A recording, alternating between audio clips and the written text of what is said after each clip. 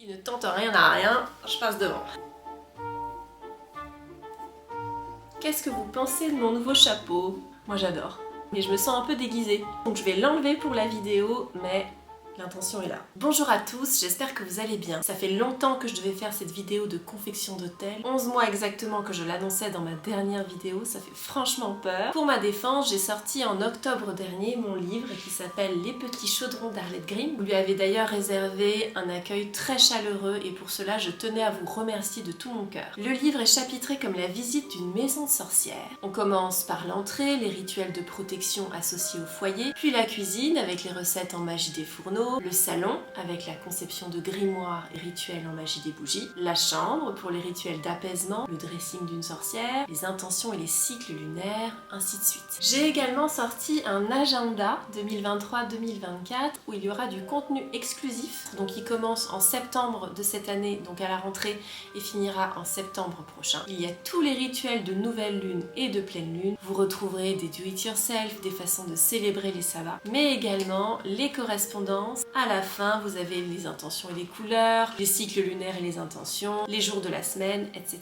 Comme vous le savez peut-être aussi, j'ai également une boutique en ligne qui, grâce à votre engouement, a évolué très vite. Mais ça me demande énormément de temps, d'où mon absence sur YouTube. Je pense d'ailleurs me faire aider en début d'année prochaine parce que c'est devenu impossible pour moi de tout gérer. C'est encore une autre étape puisque je vais être obligée de déléguer un peu, de remettre aux mains de quelqu'un d'autre mon bébé. Ça va pas être simple, mais on va y arriver, on s'accroche. La vidéo d'aujourd'hui va vous donner quelques pistes pour créer votre hôtel. D'abord, qu'est-ce qu'un hôtel? Un hôtel est un espace calme qui est consacré à la magie. On va y pratiquer des rituels, des offrandes, on peut s'y installer pour méditer et faire de l'espace dans nos pensées. Bref, c'est un endroit très personnel et intime pour une sorcière. Il est le reflet de ses goûts, de ses croyances, désirs, mais aussi des saisons, car elle le décore en fonction de ce qu'elle trouve dans la nature. À toutes les nouvelles lunes, l'hôtel sera nettoyé et purifié pour le nouveau cycle qui commence et de nouvelles intentions toutes fraîches seront formulées. Où placer son hôtel? Alors j'ai envie de vous dire un peu où vous voulez à partir du moment où vous êtes au calme et où vous pouvez vous y recueillir. De mon côté, j'ai choisi la cuisine, mais ça peut être votre chambre, le salon. L'hôtel peut aussi être nomade, c'est-à-dire que vous pouvez tout ranger dans une boîte à chaussures par exemple et tout sortir et re-rentrer quand vous aurez terminé, parce que je pense aussi à celles qui pratiquent en cachette. Une fois votre espace choisi, vous allez pouvoir le consacrer si vous le désirez. Consacrer un objet en sorcellerie est un rituel qui consiste à distinguer le matériel magique de celui du quotidien, en invoquant le pouvoir des 4 éléments pour en faire un outil sacré. Il y a un rituel de consécration dans mon livre justement, je vous invite à le consulter si vous l'avez ou vous le procurez. Vous pourrez réciter cette formule magique par exemple, tu es désormais le pouls de ma pratique magique. Bienvenue. Sur l'autel d'une sorcière seront souvent représentés les 4 éléments. Air à l'est, feu au sud, eau à l'ouest, terre au nord. Pour faciliter leur invocation lors de rituels. Dans l'idéal, munissez-vous d'une boussole pour identifier le nord dans la pièce. Vous placerez le reste des éléments en fonction. Si pour une raison ou pour une autre cela vous est impossible, manque de place, contrainte d'agencement, etc.,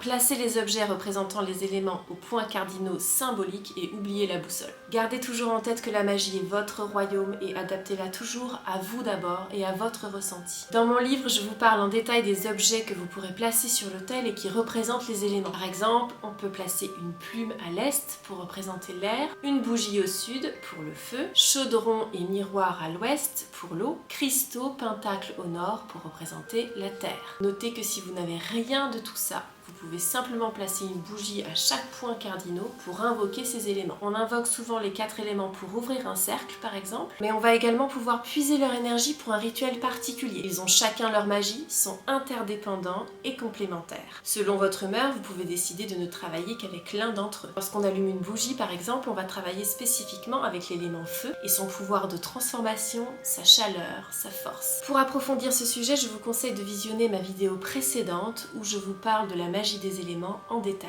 Pour résumer, il est préférable d'avoir une représentation de chaque élément sur votre autel pour enrichir vos sortilèges, mais gardez en tête que rien n'est obligatoire. Une bougie blanche, une formule magique claire et une bonne visualisation sont la base et suffisent. Vous pouvez ensuite ajouter des photos, des statues, le personnaliser à votre guise. De mon côté, j'ai mis le fameux grimoire des sœurs Sanderson parce que tout simplement ce film me rappelle mon enfance, que j'adore l'univers et que je m'y sens bien. Gardez un emplacement à portée de main pour vos plantes, votre stock de bougies, vos objets rituels, votre grimoire ou livre des ombres, ou encore les livres que vous consultez régulièrement pour vos sortilèges. Ayez toujours un petit chaudron ou une coupelle afin de brûler vos intentions en toute sécurité. De mon côté, j'aime aussi avoir une petite pince à épiler, de cette façon je vais pouvoir attraper une feuille de laurier sur laquelle j'aurai écrit mon intention et la brûler ensuite sans me brûler les doigts justement. Soyez bienveillant avec vous-même. Si vous n'avez pas tous ces objets tout de suite, vous pourrez les acheter au fur et à mesure, au fil du temps. De mon côté, j'ai par exemple trouvé mes chaudrons en brocante. Avant de les déposer sur mon autel, je vais évidemment bien les nettoyer et les purifier, mais également les consacrer avant de les utiliser. Soyez patient, donnez vie à votre autel sereinement. Rome ne s'est pas faite en un jour et tout vient à point à qui sait attendre.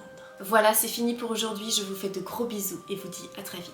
Je vais remettre mon chapeau quand même pour le clap de fin. Une sorcière qui te veut du bien.